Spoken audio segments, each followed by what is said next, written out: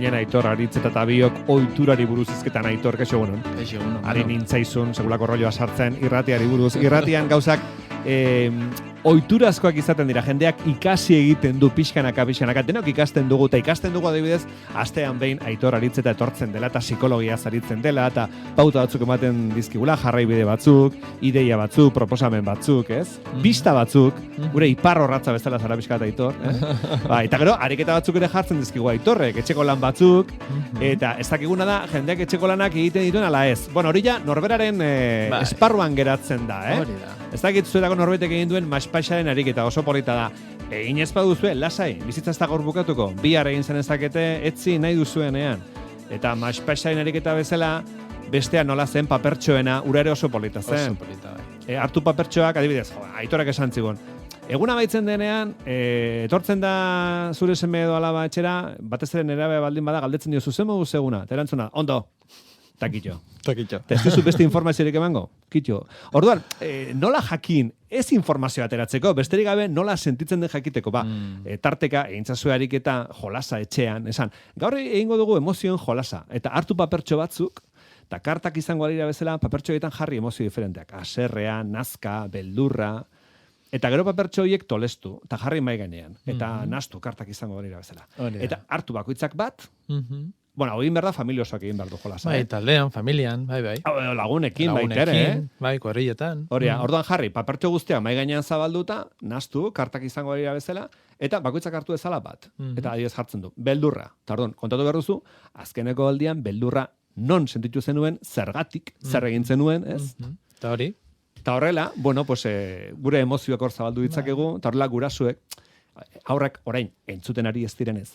Gurasuek jakin dezakete beraien semalabak zertan ari diren, zer egiten duten, edo ez? Edo ze sentitzen duten, modu zeharka batean, ez? Askotan goatzen beti esaten den, ere semearekin lehenengo aldiz jolasa egin nuenean 6 urte zituen, eta harrituta geratu nintzen, ez? Esaten genuen hori, ez? Beldurra, noiz izan zen, azkeneko aldia beldurra sentitu nuena da. Ni hasi nintzen ere beldurrari buruz hitz egiten, eta gero beraritok dauzitzaion, eta bero, aipatu zuen. Eta oso politi izan zen, Zema gauza esaten digute modu zeharka batean, eta zuzenean galdetzen duzunean, erantzun izaten da, sentitzen dira fiskalizatuta, fiskalak izango bakina bezala, eta ez digute ez erantzute, baina jolas honekin... Hori da. Bueno, ez dakit. Polita da. Orduan, bueno, geroxeago bestarik eta bat ere badauka. Aitorrek datorren asterako, edo astenetan egiteko. Bueno, askotan entzuten ditugun bi konzeptu azken aldian, azken urte hauetan, meditazioa eta mindfulnessa. Pasaren astean, aipatu zenuen mindfulnessa. Pixka bat ideia orokor bat egin ezagun, zer da meditazioa eta zer da mindfulnessa, Aitor? Bueno, mindfulnessa konsideratu dezakegu meditazio mota bat. Eta meditazioa konzeptu bezala, bueno, meditazio mota asko daude, eta normalean denak izaten dute horrelako printzipio fundamentala dela burua gelditzea, ez? Askoten galdetzen dit ikaslei, ez? Imaginatu zure burua dela tximino bat bezala, ez? Adarra batetik bestera dijoana, batutan ez dugu kontrolatzen burua. Zingo genuke tximinori gelditzeko? Esan, geldi? Ez du funtzionatzen, burua ez da gelditzen, ez? Jarraitzen du. Medita izango litzateke, tximinoari platano bat ematea. Alegia, hartzen du platanoa eta kokatzen da platano horretan. Simplifikatuz, esan edet. Azkenean, mindfulnessa erabiltzen da meditazio bat bezala, etortzen da budistatik, 2005 urte da biltzate budistak hori egiten. Bueno, egia da, jonka bat. Ez da inberria, baina egia da, ospitaletan, oen dela 1982an edo jonka batzinek, psikiatra batek, psikologo batek, ezarri zuen, trauma larria bizitzen zuten pertsonak eta estresa oso larria bizitzen zuten, teknika bat bezala, eta konturatu zen, esaten zienen pazientei, haizu, fijatu zaitez edo jarri zazu zure erreta guztia, arnasketan, ez? Eta konturatu zen, zenolako onurak ekartzen zien beraien sufrimendu hori gutxitzeko. Eta beste onura buruz hitz egingo dugu, ez? Eta zergatik, mindfulnessa eta meditazio guztia esfortzu bat ekartzen du, hau ez pentsatu dela ariketa bat egiten duzula, eta ez, askotan buru asko gertzen dira, ez? Mindfulnessa eta da magia bezala, ez. Honek esfortzu bat ekartzen du. Ez da besterik gabe sofan eserita egotea. Ez, bira, gure burua nola funtzionatzen du, ez? Askotan, nahi ez ditugun pentsamendua ditugu, ezin dugu bukatu. Eta askotan gure burua boikoteatu egiten gaitu. Eta konturatzen bali mazea, badago ikerketa bat, esaten duna, egunaren 140-50 artean pasatzen dugu pentsamendu arduratsuekin, osea, arduratzen gaituzten pentsamenduekin. Tortzen zaizkigu pentsamenduak, egunaren ia erdia dira arduratzen gaituztenak. Ja. Eta normalean pentsamendu horiek izaten dira. Gero egin behar duan hori, gauean egin behar duan hori, bihar egin behar duan hori, hilabete barru egin behar duan hori, etorriko zaidan hori, eta eramaten gaitu pentsamendua etorkizunera. Etorkizunak egin larritasuna, antsietatea. Edo, pentsamendu eramaten gaitu iraganera. Galdu dugun hori, ez dugun hori, aldatu den hori, eta horrek ekartzen digu zer? Iragana, tristura, melankolia, depresia. Orduan, gure ibiltzen da, edo etorkizunera joaten, edo iraganera joaten. Orduan, meditazio zertarako balio du. Meditazio balio du hori gelditzeko. Eta oraina ekartzeko burua. Arreta osoa jartzen duzu, mindfulnessen, momentuan bizitzen ari zaren esperientzia horretan. Ta normalean izaten da arnasketa arretan jartzea, edo gorputzean dituzun sentsazioak, edo ideia bat, edo irudi bat hartzen duzu. Baina modu edo esfortzu aktibo batekin egin behar duzu. Bai? Eta hori entrenatu egin beharra dago. Bai? Orduan, horregatik esaten zaio mindfulnessari arreta osoa momentuan duzun esperientziari. Juizio hori gabe, ezintzara egon, ez? Aztertzen hau zergatik ez. Hori, entrenatu behar den gauza bada, eta horrekin zer egiten duzu? Burua gelditu, eta hemen, eta orainean kokatu. Eraginkorra izan dadin, zenbatero egin beharko genuke meditazioa, mindfulness hau, zer da? Egunero egin beharreko gauza bat? Edo... Ikerketak diote, bi multzo handi daude, ez? Esaten dute, 5-10 minutuko 3-4 eguneko ariketa egiten baldin badezu, sentitzen hasi dezakezula ja barruan, afektu negatibo batzuk aldatzen direla, zure gorputzaren errazio aldatzen hasten dela, naiz eta magnitude txikiarekin, ez pentsa, ez, erabat aldatuko dela, ez? Budistak esaten dute urte asko behar izaten dituztela burua isiltzeko, ez pentsa mindfulnessa dela hori, ez? Tximino hori esan, iso, geldi, ez? Eman behar diozu buruari beste zerbait egiteko, ez dezan lotuta edo helduta geratu, boikoteatzen zaituen pentsamenduari, ez? Eta gero, egia esan, eraginkortasun pixka eta handia gaukitzeko, normalean programa terapeutikoak, mindfulness kognitiboak eta direna, 8 astez egiten dira, eta egunero, ordu betotapiko ariketak izaten dira. Orduan, nahi betuzu emaitza honak lortu? Hemen gauza guztietan bezala xemanu, kantitate baino, kalitatea. Gidatuko zaituen pertsona batekin, psikologo batekin, trabatutako pertsona bat, eta mindfulness gidatuak hobeto funtzionatu duten zure kabuz bakarrik egiten dituzun horiek baino. Baina, 10 minutuko ekintza 4 egunetaz egingo bazenu ariketa desberdinak, zure arreta zentratzen arnasketan, edo bihoztopadetan, edo irudi konkretu batean, ikerketak demostratzen dute, onurak ikusi ditzazkezula. Onurak asko dira, Aitor, horrelako saio onurak. Asko dira, eta ikertu da pila bat. Nik errebisatu dut oain dela 5 urte aterazan errebizio bat, Annual Review Psychology, aldizkari zientifikoa, eta onura 2 multzotan desberdintzen ditu. Alde batetik, psikologikoak. Eta onura psikologikoak dira, depresioa izan badezu, depresioan berriro erortzeko arriskua gutxitu egiten du. Baita ere, autojuizio negatiboak gutxitzen laguntzen du. Marmarrean abiltzea, rumizioa, pentsamendu negatiboiek ibiltzea hori, proietatea gutxiten du, marmarrean ibiltzen edean, pentsamendu negatibo batekin, ez dakit, esaten maizute berri txarrat, eta horrekin bueltak eta bueltak, edo alakori aktibatzen dira. Ez dakizte esan dio dan, eta ezin burutik endu, ez da? Hankaz hartu dut, enion esan behar, eta denbora guztien ari zara, ez? Bueltak eta bueltak emanez. Hori da, eta hori gutxitzeko ere laguntzen du, bakarra de sentimendoa kudeatzen ere bai.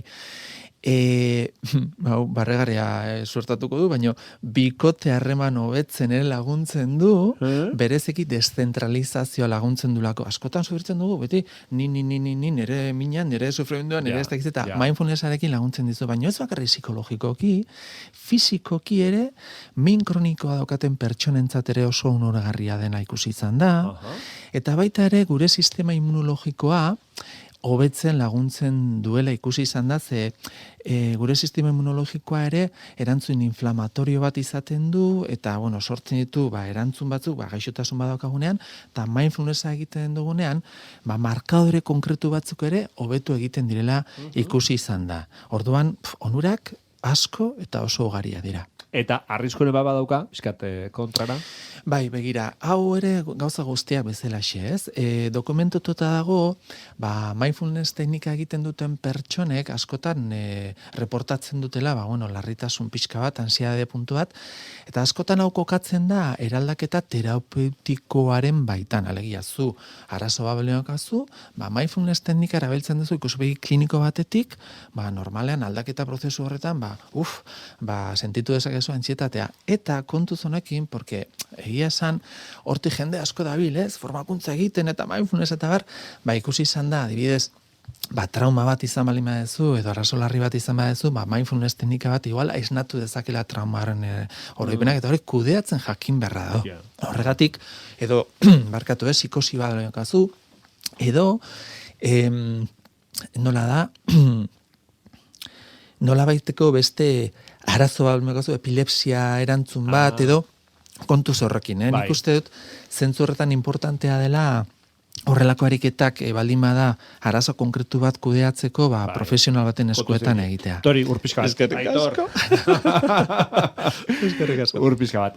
Bentsari gara, Aitorrekin izketan, meditazioari buruz orokorrean, eta bestela, hain modan, behintzat, hainbeste entzuten den mindfulnessari buruzko arrasto batzuk eman, eta esan digu, nura izugarriak dauzkala, eta modu simple baten esan da, denbora hartzea zure buruari begiratzeko, baina zerbaitetan zure arreta zerbaitetan jartzeko, izan daiteke arnasketan, izan daiteke bihotza upadetan, zer gertatzen da? Esaten duzu, jarriko naiz, eta egingo dut meditazio pixka bat. Bakarrikan, fijatuko naiz, edo reparatuko diot, nire arnasketari, arnasa nola hartzen dudan, zenbatero hartzen dudan, kontua da, beste pensamendu horiek egun osoan hor darabilzkizun, pensamendu horiek etorre egiten zaizkizula, hori da, ez da? Etortzen dira. Eta uxatu egin behar dituzu. Uxatu baino, erabiltzen da onarpenaren printzipioa.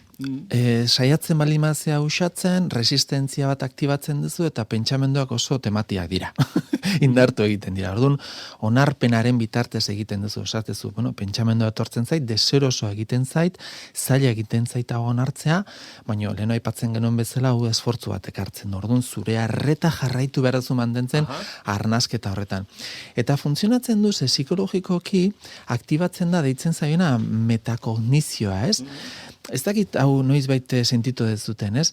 Askotan izaten gara eskuzabalagoak eta ulertzen dugu asko zero beto bestearen jokabidea geurea baino, ez?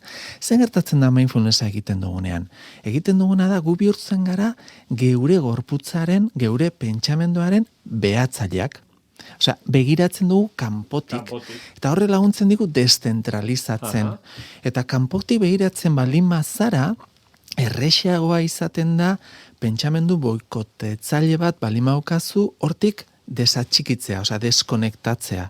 Eta horregatik eraginkorra izaten da. Egia da, lehenengo aldia egolasiko zarela, zura arreta jartzen arnasketan, eta manuk esaten zuen bezala, pentsamendua, etorriko da, maio bat bezala. Erosketak egin behar ditut, zenberamen behar dut ez dakit nora. Errodun sentitzen naiz gaixi erantzun diodalako, semea ezin da ondo ikastolan ez dakiz. Pentsamendu hori daude hor, zu konponbideat eman dizaiazun, baina ez badezara gelditzen, ez badezu ikasten, hori gelditzen azkenean zure buruak dominatu egiten zaitu. Eta orduan larritasuna etortzen da, ezin jakin nola aurre egin, eta ez bagara konturatzen, baina askotan ibiltzen gara robotak bezala. Bai. Ez, automatikoki, eta orduan mindfulnessa laguntzen dizu, gelditzen. Geratzen. Kontzientzia jartzen, eta onura asko izaten. Gaur eman ditugu hemen ideia orokor batzuk mindfulnessari buruz, hemen horreia jendeak iago sakundu bezake.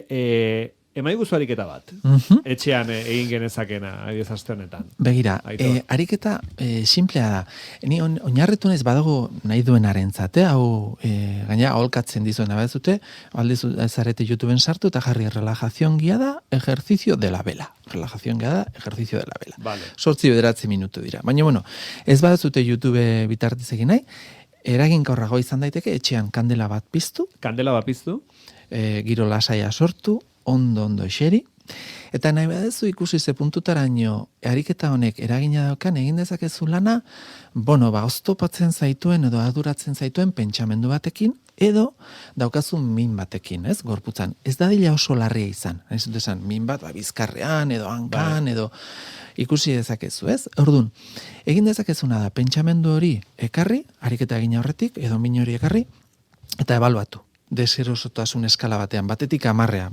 Honek egiten zait, ez dakize deserosotasun, mina ematen dit, edo gaizki sentiarazten da, hainbeste. Hoi horrutzi.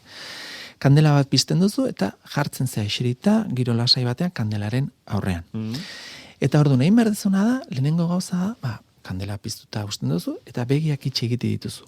Eroso eseri, gustora, eta harakatzen duzu zure gorputza. Eskaner bat bezala egiten duzu, zure gorputzean, eta dituzun pentsamenduak, etortzen zaizkizun, minak, daukazun gorputza eukitare hori onartzen duzu, eta ongitorri ematen diozu. Eta orduan, egingo duzu lehenengo ariketa izango da, sudurretik 6 arnasketa pare lasai egin. Sakon eta lasai. Eta hor, lehena manuk epatzen zuen bezala, jarriko duzu harreta arnasketa horretan. Haizearen, ez dakit, bero hotz dagoen, birika nola puzten dira, baino lasaitasunez gutxienez 6 pare. Gutxi gora bera, minutu bat, minutu tapiko eramango zaitu. Begiak ireki, eta harreta jarri kandelean.